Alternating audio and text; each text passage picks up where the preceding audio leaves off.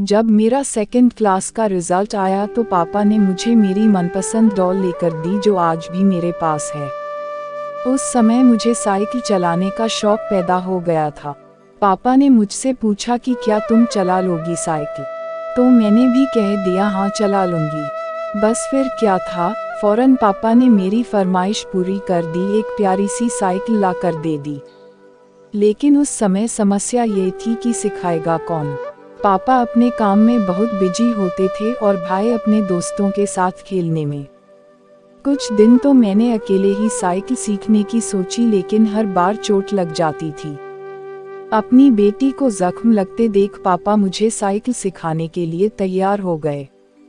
वो हर रोज शाम को मुझे साइकिल सिखाने ले जाते और उस समय मेरा दर्द बिल्कुल खत्म हो जाता था, क्योंकि मैं जानती थी कि पापा साथ में हैं और अगर मैं गिरने लगूंगी तो पापा संभाल लेंगे।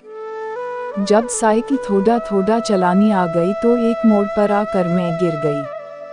पापा थोड़ा दूर खड़े थे लेकिन भागते हुए और मुझे उठा लिया।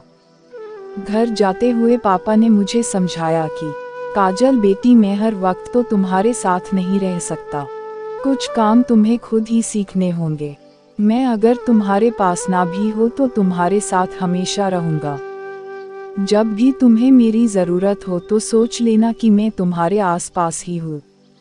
उस वक्त तो मैं बहुत छोटी थी, इसलिए उन बातों को समझ नहीं पाई, लेकिन आज समझ आती है। पापा ने मुझे समझदार ही नहीं बल्कि आत्मनिर्भर भी बनाया। आज मैं एक बड़ी कंपनी में नौकरी करती हूँ और मेरी शादी हो चुकी है।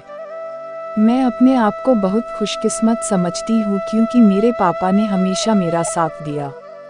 मेरे भाई और मुझ में कभी अंतर नहीं किया।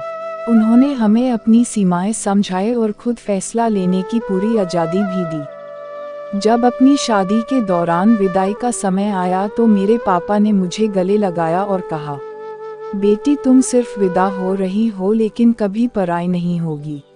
मुझे आज भी याद है पापा के वो शब्द, और सबसे ज़्यादा खुशी इस बात से है कि वो आज भी मुझे कुछ ना कुछ सिखाते रहते हैं, जिससे मुझे अपनी ज़िंदगी बहुत आसान लगती है। मैं चाहती हूँ कि मेरे पापा का साथ मुझे पूरी ज़िंदगी मिलता रहे। Love your dad.